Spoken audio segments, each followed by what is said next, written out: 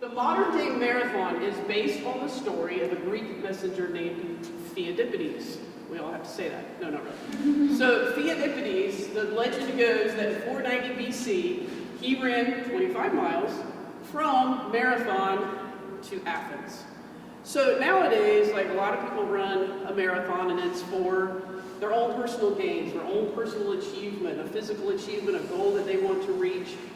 But Theodippides, he was running out of pure joy because he was running to tell his fellow Greeks that in fact they had not been overrun, they had not been overtaken by the Persians, which was an extremely formidable foe of that day. Like, they had victory, and that's what he was running to tell.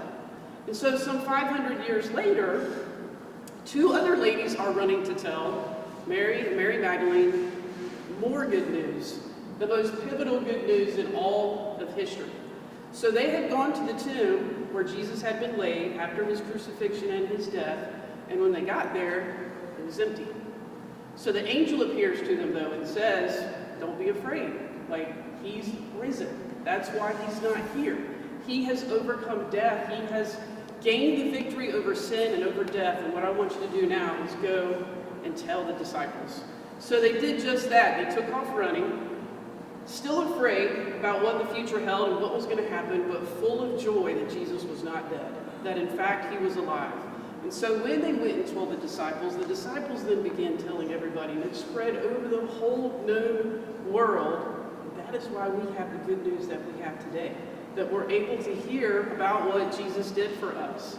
And so my challenge to you is to look at the good news for yourself, because it was meant for everyone. Just like that good news was meant for every Greek, they all got to share in that victory.